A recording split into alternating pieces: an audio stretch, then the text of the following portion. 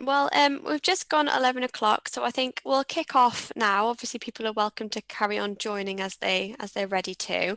I think we'll get things started with a couple of housekeeping announcements first, just to explain how the webinar is going to work, and then we can kick off. So, welcome everyone to this webinar on the power of partnerships, hosted by Comtec and Sponge.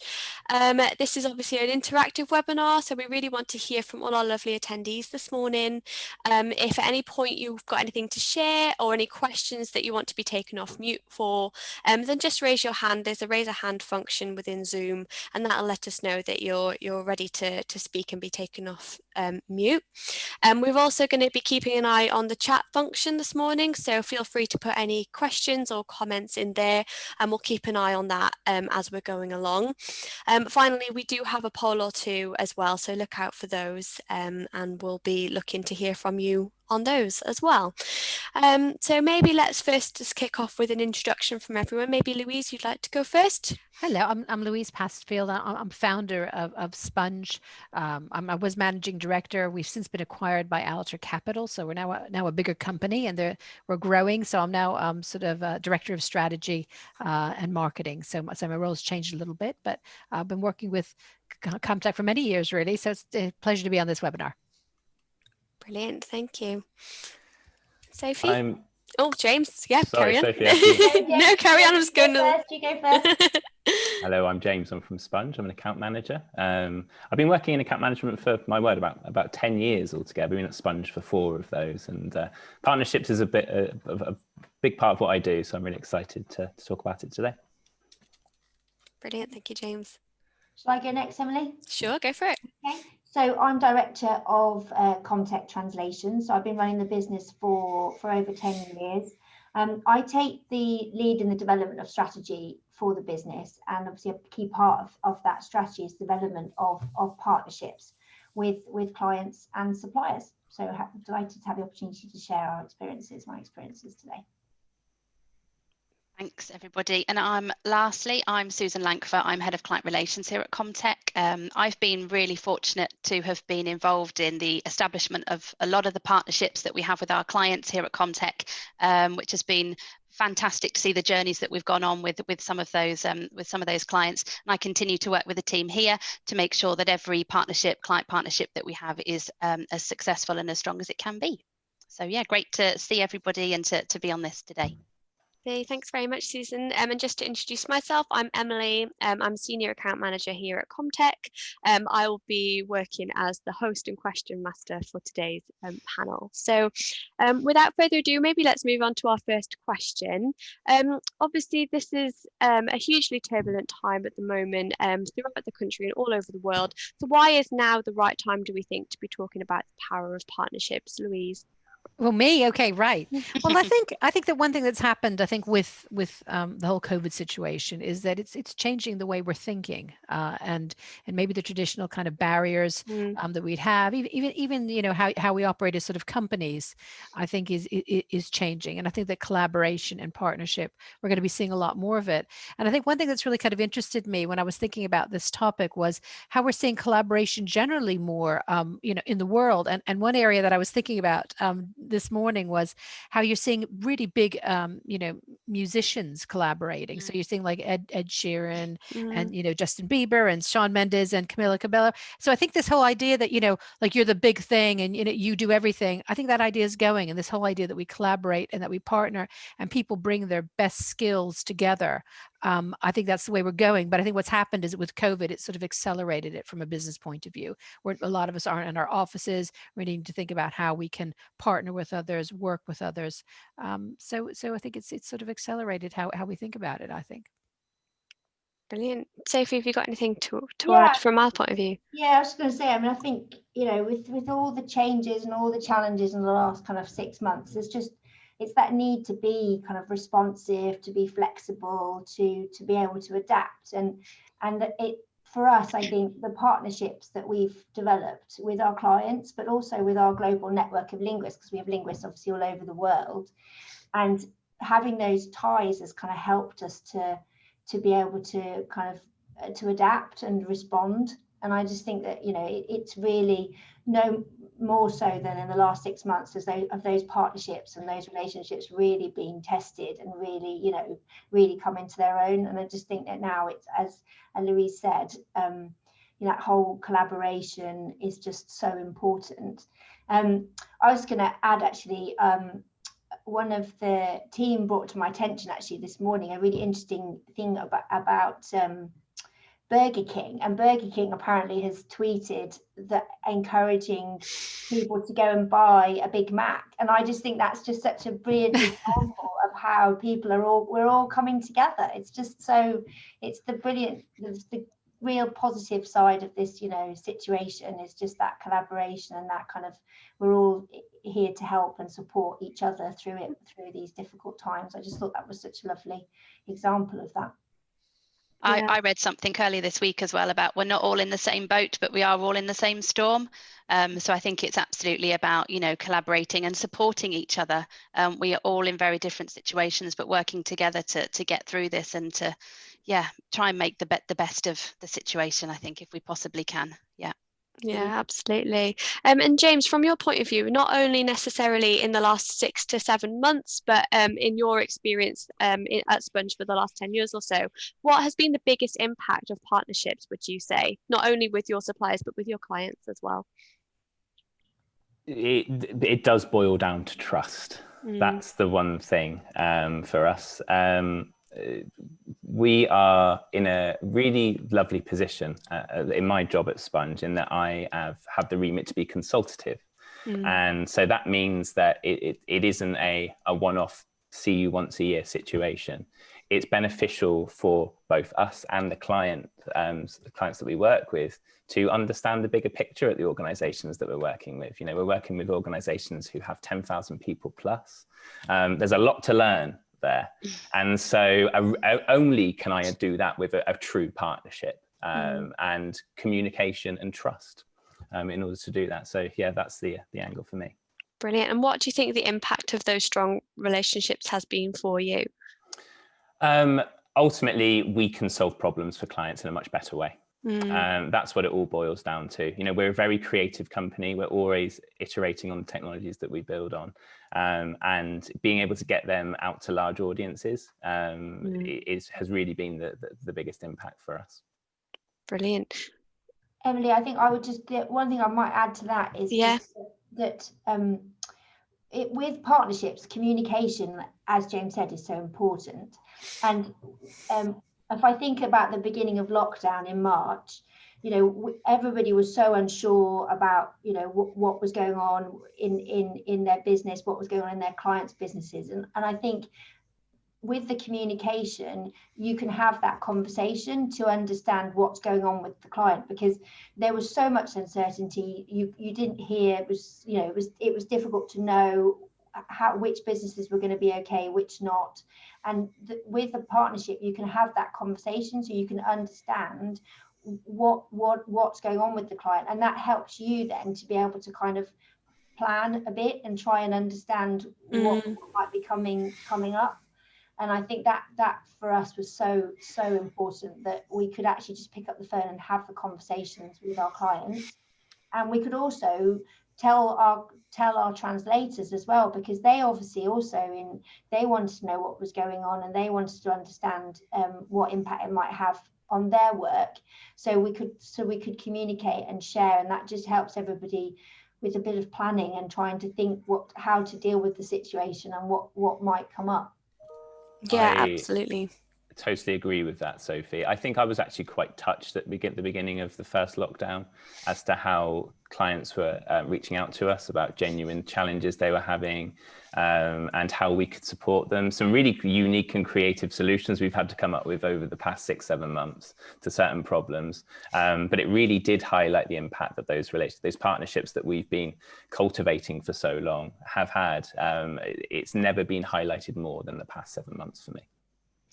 think as well, I think people have shared a lot more as well. I think, you know, before we had these great partnerships, strong partnerships with our clients, but because we've all been thrown overnight into this new situation, some of the barriers came down even further than they had done. We had very open conversations about how we were feeling about things, how we were dealing with the family, you know, homeschooling, all of that sort of thing came out. And I think a lot of those conversations helped to strengthen our relationships and partnerships even further as well. Yeah, absolutely. I mean, I think the things that you're both describing there are very much like a partnership approach. You know, we're not necessarily looking at a transactional relationship or a business relationship, but we do have those open relationships. What do you think, like, the key differences and the key elements of those relationships that really make them work? I think in terms of a transactional relationship, my view is very much that it's very reactive. You're more of an order taker. Somebody asks, can you do this? Yes, we can, and off you go and do it. A partnership for me is about asking the right questions, understanding the bigger picture. You have a genuine, a vested interest in the success of your client. I think looking at it from a client point of view. And I think it's as well, a partnership's about being very proactive, not reactive. You're making suggestions to improve things. You go above and beyond really to deliver the successes that people need. And I think, you know, partnerships, their medium to long term perspective is what you need to take. Obviously transactional, it's much more short term. So for me, that's probably the biggest difference between transactional and a partnership approach. I think that that Lynn's just shared a comment about values, and I think that that's actually one of the sort of the fundamental cores of a good partnership, is that you need to share the same values, have similar cultures. I think it's a sort of a foundation stone, and you know, if you're both care about the client and, you know, operate in similar ways, I think that culture is one of the foundations. I think quality is another foundation. You need to be confident that your partner is going to deliver you know, a quality service, you know, to time, to deadline. And the third thing I think is sort of regular communication. But I kind of like, I like to think about a partner or a partnership as, if you can imagine, you got like a colleague next to you. You know, it really should be a little bit like that. You know, what do you need? What can I, you know, how can we work together to achieve what we're trying to do? And you know, this like this whole idea of like breaking down barriers. You know, thinking of partnerships as something external to you. You're not. We're all in this together. We're all there to serve the client and really to give an exceptional client experience. Yeah, I would add there's an investment here, isn't there? There's going to be a kind of additional investment of effort, and it's a mutual thing. You're both investing in that partnership, and I think that's the key difference for me from a transaction. It's that the transaction is a one-off thing, whereas with a partnership it's an ongoing investment, and you might need to at the start invest. You know, there will be a lot more investment to get it going and get it firmly established, but then you've got the foundations. Whereas with a transaction, it's kind of done and you've moved on, but with a partnership you're kind of creating a kind of firm foundation where you both see a kind of long-term opportunity for growth for both parties involved. And I think too, with a transactions are all about cost. And I think that relationships and partnerships are all about value. And there's a sort of very big difference. And I think that when you have a partnership, it's got to be a win-win. I mean, you can't have a partnership with a supplier and, you know, just always be screwing them down and we want the cheapest deal, because then they're not going to be able to make the money they need to be successful as a supplier. So it's got to be a win-win on both sides. So it's moving away from like transactional cost to value and added value as well. I mean, I think we've all probably had experiences where we've worked with suppliers, we've given them something and they've rung us up and said, hey, did you notice you missed something out here? You know, we're going to, you know, oh gosh. And you think, wow, thanks for picking that up, because that would have caused us a big problem, you know. And it's that sort of relationship that you want to sort of, you know, generate and experience really. So they can really kind of add value all along to whatever you're doing. Absolutely. And I love the way you talked. Sorry, go on, James.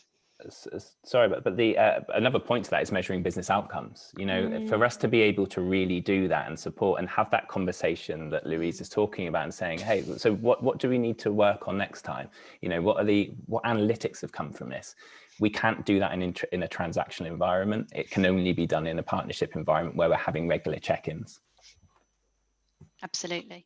And I was just going to pick up on what Louise said about, it should be like partnership should be like, you've got a colleague next to you. It's about being an extension of your team. And I know that's very much how we partner with our clients. We are, with so many of them, seen as an extension of the team, and also the way we view our suppliers, our linguists and designers based all over the world.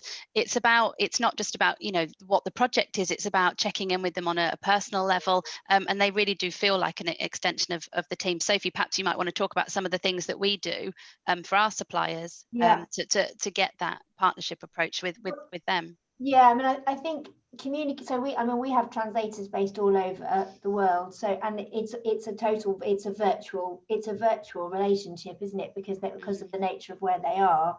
So the whole openness and communication with them is so important. So some of the things that we do, for example, in briefing. Some of the projects we work on, there will be, if depending on the number of languages, we could have 40, 50 linguists all involved in a project. And what we try to do is make them feel very much that they're part of a team. So they're part of that translation team, and they are aware of the whole piece. It's not just the one part that they're involved in. We will share with them and brief them in on the whole project, so they feel very much part of something. And the feedback we've had is that they just really enjoy that really helps them to understand where they fit, and helps them to just understand the project better. The other things that we do is very much around feedback. So when as part of the project, as part of their work, we will share the feedback with them on their work, but also just generally, and we'll share with them how the relationship with the client has evolved and developed, and give them some understanding of what that might mean in terms of ongoing work with us. So it's very much about communication. And we've done things as well around, for example, we've had supplier days, and bringing in some of our suppliers, some of our translators. I mean, I've been running the business for 10 years, but we are a family business. We've been in the industry for 40 years. And some of our linguists have worked for us for over 20 years. And we've had supplier days where, we've been talking to them on, phone going back 20 years, email obviously now. And then you have the brilliant experience of actually getting to meet them face to face. And they, we had one who came, miles, from South America. It's just brilliant. And that just on that particular day when we had that supplier day, I remember just feeling it was just so fantastic just to be able to actually see how those relationships have just made such a difference for our business, but to see from them how interested they were in our business and us, even though they are a supplier, but they really felt part of our kind of broader business. I want to say family, but that might sound a bit cheesy. But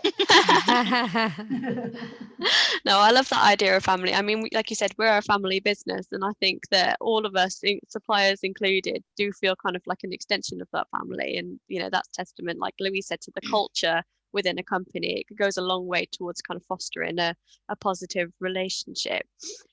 James, have you got any examples in your experience of things that you've done to nurture the relationships with your clients and your suppliers?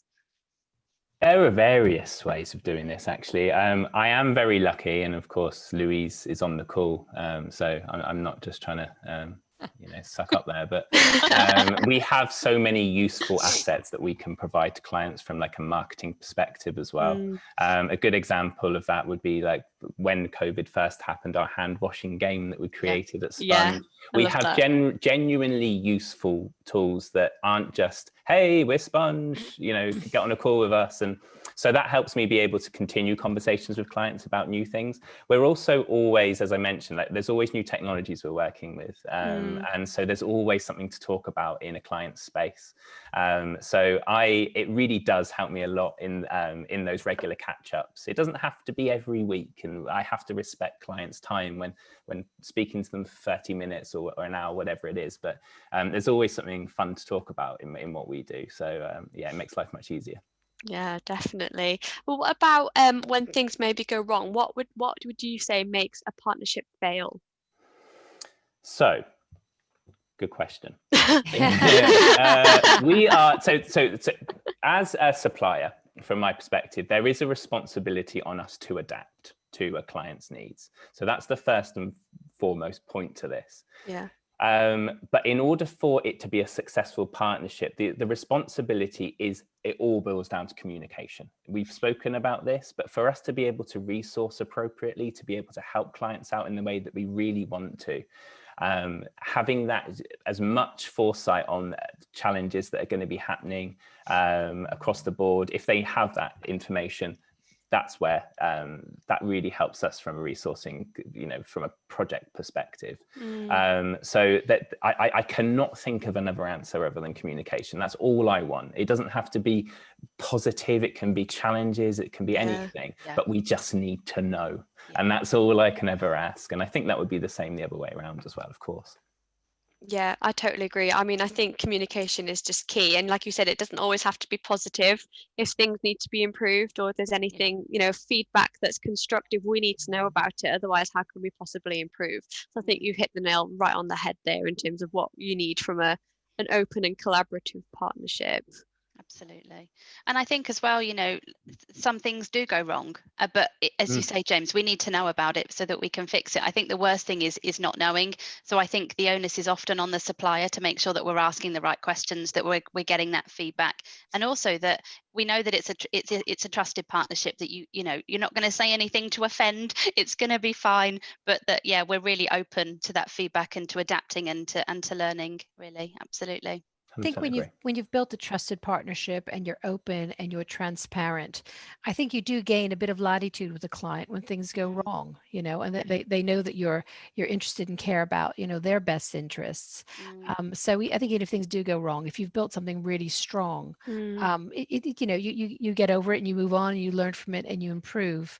I think where doubt, kind of seeps in is when we're not communicating, when we're not talking about stuff, when we know what it's like to be on the receiving end, when you need to know information and someone's not giving you that information, you start to kind of make up things to fill in the gaps, which may not be accurate. So, I think that like James says, it is about communication, and if you build a really strong, trusted partnership, you do have a little bit more latitude.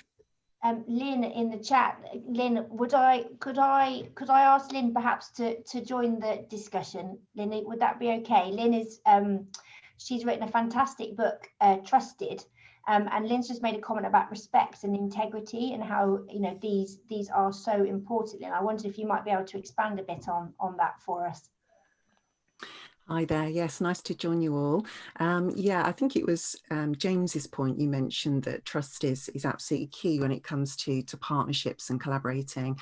And I've seen it in the past whereby if respect or integrity is broken, then it can really break that trust, and it actually can spell the end of a relationship. So, and I think that's mixed with communication, because often if people don't communicate when maybe one of these situations occur, then it can spiral and just get out of control. So before long, then maybe the respect has become broken, or the integrity has become broken because they haven't necessarily communicated early enough in the process. So, and I think back to Louisa's point about, if you drop the ball, then you definitely do have some latitude there if you've got a really good, strong relationship, because people are going to be more forgiving. So if they like you and they like doing business with you and you trip up occasionally, we're all human, we all do.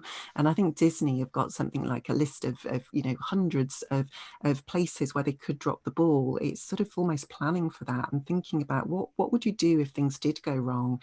And I think in partnerships particularly, perhaps having those conversations where you almost do a bit of a risk assessment and say, okay, what could go wrong here, and what will we do to put it right if these things do happen?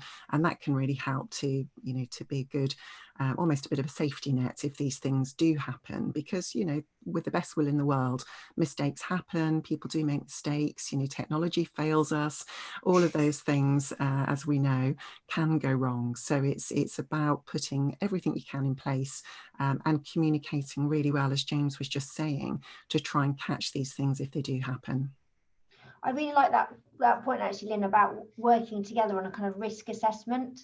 I think that's a really good point, I think when we do risk assessments ourselves as part of our kind of, as part of project, kicking off a project, but maybe looking at that risk assessment as part of the onboarding process with a new partner would be a really good way to kind of really bring you together and help you to look and plan ahead for all those things that can come up, because as you said, there are things that do happen, and you can't, it's hard to manage all the different risks and all the different elements. But if you can try and be prepared for how you'd respond to them ahead of time, it's brilliant.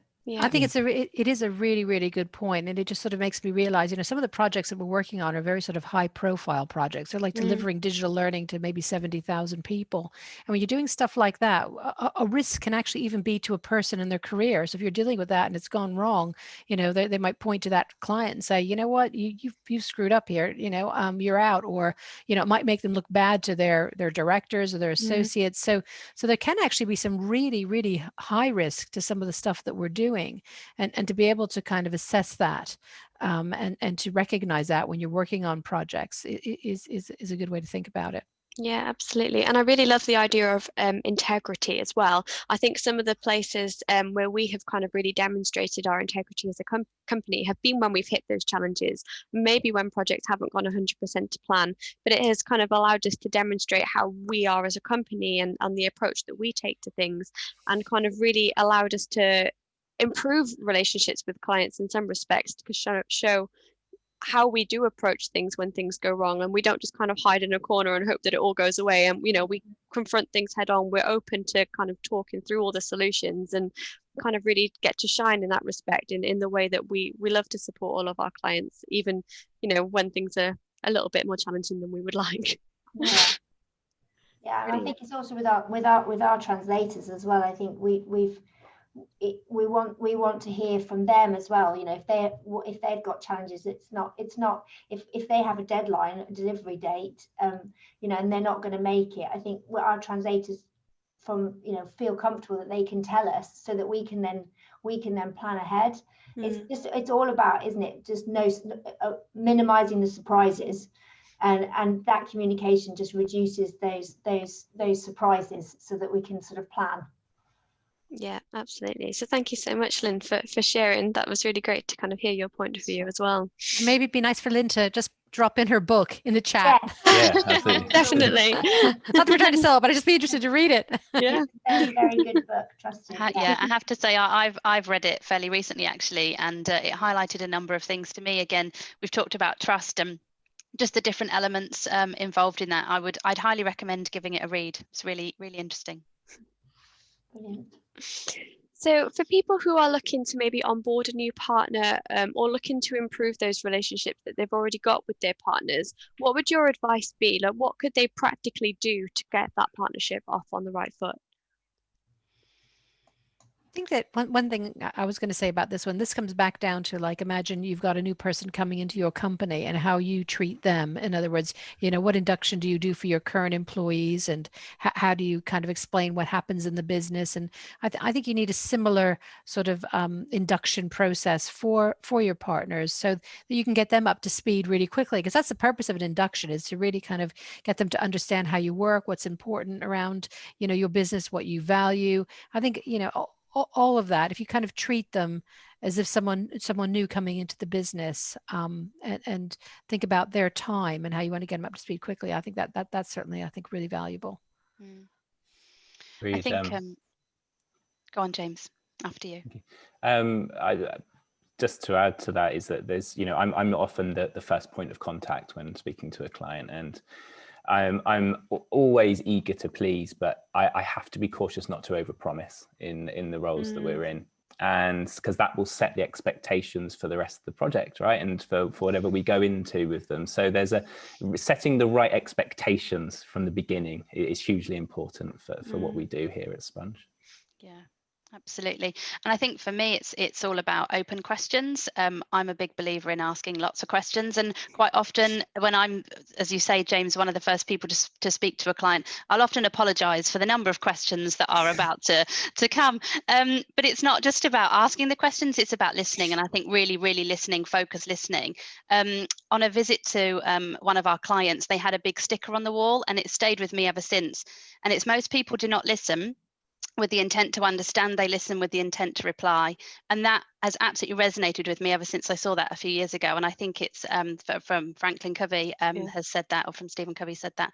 And I just think it's so important. I think quite often when we're hearing something, we're in such a rush to fix somebody's problem, but actually it's so important just to sit and listen and take it in, be really focused. And yeah, I think through the right questions as well, you can really demonstrate your professionalism. You can demonstrate your own sort of credibility and interest in what you want to support them with. So yeah, questioning for me is the most important thing with onboarding.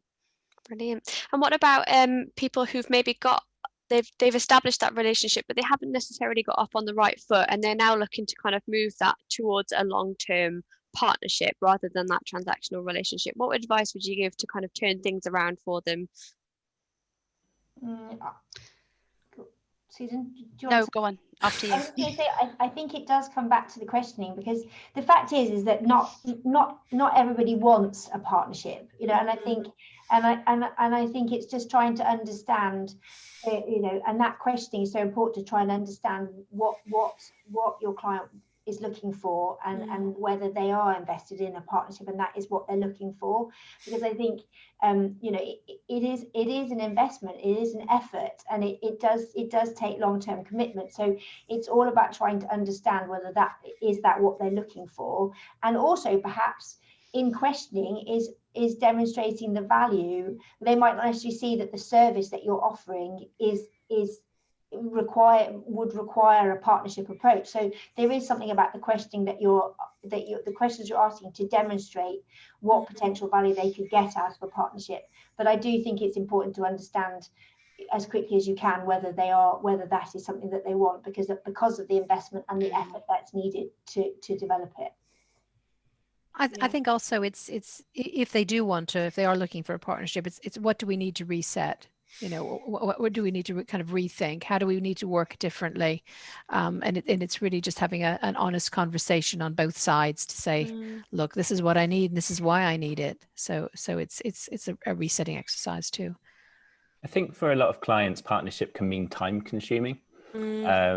And that's not necessarily what it has to be. It's more that we have an understanding of the landscape so we can support them in the best possible way. And that's where we can consult in order to do that. But it's making sure that the lines of a partnership are clear, and that it doesn't have to be a time consuming, hey, join calls with me all the time situation. But there is actually a value there. And also on our side, you know, when working with clients, are they right for us as well? You know, being honest there, like with the way that we work, is this the right situation for us as well? And if it doesn't work on both sides, then it could lead to challenges down the line. Yeah, I think you're absolutely right. And it's something kind of that harks back to what Louise said earlier in the discussion is, you know, it's only a successful partnership when it's mutually beneficial and both sides are kind of getting out of it what they want to. And it's that idea of are they the right client for us? Are we the right fit for them? And kind of, like you said, and understanding that's kind of where we're at. Aside from that, how else do you think you would measure the effectiveness or the success of a partnership? What are the sort of key criteria that you think we would use to work that out? I think one of the things you can do at the start of a partnership is you could practically think about, well, what are the key KPIs that we want to measure? I think it's really important that you don't have hundreds of KPIs, that you've got a set few where you can really measure the success, because it does need to be measurable. As well, I think keeping an eye on that regular feedback that's coming through. At Comtec, we run focus surveys with our clients. We also do sort of annual ones. We're constantly asking for feedback, so it's about keeping an eye on that feedback as well, that's coming in, I think, and constantly improving based on that. I think there's also having the balance between the qualitative and quantitative aspects as well. So, in evaluating a partnership is understanding, you know, how responsive is your supplier being, how much are they helping with resolving problems, and those kind of questions are going to be quite you know, will be more subjective and will require a slightly different way of measuring. But I think when you're establishing the KPIs, it's actually then thinking through how are we going to measure it, and how often are we going to measure it, and I think that's probably could be part of that onboarding process, and would evolve over time. Yeah, brilliant. And finally, just thinking about the industries that we're both in, you know, technology plays a huge role in both of our kind of day-to-day working lives. What role do you think technology can play in a successful partnership? I think technology can have quite a positive impact and a negative impact. I think I was quite surprised to read the other day that we now have 1/20th of the interactions that we had with people back in 1988. So obviously that's because we're just emailing or texting, or I guess people tweet each other and things like that. So in that sense, it's had a negative impact in some ways, but equally it's enabled us to communicate with people in a way that they want to be communicated with. I think, James, you know, your comment about a partnership and it not being really time consuming and being on hour-long calls all the time, we need to be respectful of how people want to communicate. And if it's a quick email here and there or whatever, I think technology's played a really important part in that. But it's not letting technology take over the relationship, that you're making the opportunity, you make the most of every opportunity to interact with people on a, you know, a person-to-person level. I think we've all felt it, haven't we? The replacement of face-to-face meetings with Zoom meetings. That's probably been a real challenge for so many organizations. And how do we continue to build those relationships over a video call? That's probably been a big challenge, but equally technology can play a really important part in how sort of we deliver our services, how we adapt. And I think partnerships give that space, don't they? That when you're working so collaboratively, you can have those conversations about what's the best technology to introduce, and you can be very open about that and plan together to bring any new technology in. So yeah, good and bad, I think, from me on technology. On the technology, because we work with so many linguists, we invest a lot in technology to help with the workflows and help with the processes, because we've got so many linguists involved and we need to manage that as efficiently as possible. And something that, you know, there is in our industry, there's a lot of focus on how to use technology to make those workflows as efficient as possible, and how to interact with your translation teams as quickly as possible, because deadlines are obviously key and it's all about speed. And we put a lot of focus on how all the time can we be improving our tech to do that. But I think what we're also always mindful of is that we are dealing with humans. So these are translators that we need to talk to them too. It's not just a process of translating and submission and then review it. There is, as part of that, a need to discuss and interact and share. So I think we are always mindful of making sure that in our workflows and our processes, there is lots of opportunity for chat, and also chat not just with us, but within the translation team. So we have, you know, chat areas and forums where the translators can all kind of share and exchange feedback. And I think it's just getting that balance all the time. Technology can so help to make the process so much more efficient and really improve the service and the turnaround times and all those aspects. But it's just making sure that we don't forget the human aspect too. Absolutely. Yeah, and I think that kind of plays a part in the way that we relate to our clients as well. You know, we're looking at automating the ways that we can receive new requests or new inquiries, and the way that they can get in touch with us to make things as easy as possible. But at the same time, we don't want to lose that personal touch. You know, we very much, we like to talk to people, we like to hear from them, and we like to kind of have those communication barriers open. And I think sometimes when things are so automated, you do sometimes lose that personal touch, and you don't always necessarily get to put a face to the name. And I think kind of it's getting that balance, isn't it? That is a huge challenge, and I think it's only going to continue being a bigger challenge as we, continue to embrace all these new technologies and things. So yeah, it's definitely, I think, a big challenge for everybody. But brilliant. I think at this point I'm going to open it up to our attendees. If anybody's got any questions that they'd like to share with the group. I'm also going to launch one of our polls, which is just, how would you rate your partnership with your suppliers? I'm going to launch that now, and it should pop up on the screen. So we'd love to hear from everybody listening on what they kind of think their situation is at the moment, and whether there's anything else that our team today want to talk about. Yeah, I think it's questions or comments. If anybody would like to share their experiences of, partnerships that have worked, or and why they've worked, or also partnerships that maybe haven't worked, and what the learnings might be from that. Just give it a few more seconds to see if anybody else wants to launch the poll. The people who've put good rather than excellent, it'd actually be really interesting to hear why only good. What do you think you need to make it excellent? What's kind of missing for you at the moment? Feel free to pop that in the chat, or raise your hand and I can take you off mute.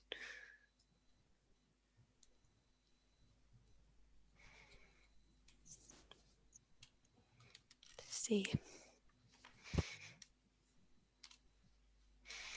Although I think the idea of being good rather than excellent does kind of stop us all from being complacent, doesn't it? There's always always room for improvement. Always room for improvement. Yeah, we need something exactly. to work to. Yeah. I think nobody has popped up in the chat quite yet, so I'm just going to end. I just wondered if I might ask, as I know that with Lynn's experience, Lynn, you made the comment about shared values are so important for collaboration and partnership. I just wondered if you could maybe share any experiences you might have on how to unearth those and understand whether you've got that fit, and understanding whether what values you share and whether that would work as a partnership.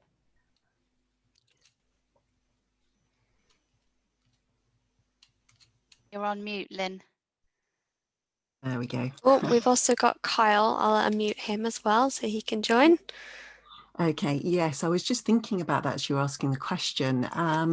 I think it's probably through many of the things we've already talked about. So communicating really well and just spending time together. So maybe not just the typical business meetings that we might have, but actually, obviously at the moment we can't do this, but when we're out of lockdown, going out for lunch and spending a bit of time with each other, so you get to know each other on a bit more of a personal level, because often we understand more about our own personal values when we get to know each other better. So for example, if you're somebody who volunteers, or certain hobbies that you might have, where you might have some shared thoughts around that. So I think that comes more from the the small talk that we tend to have, rather than the formal business meetings. So I always make sure that whenever I have a business meeting, there's always some time to have that kind of chit chat. And I think sometimes that, through having to use Zoom and all the other plethora of online tools,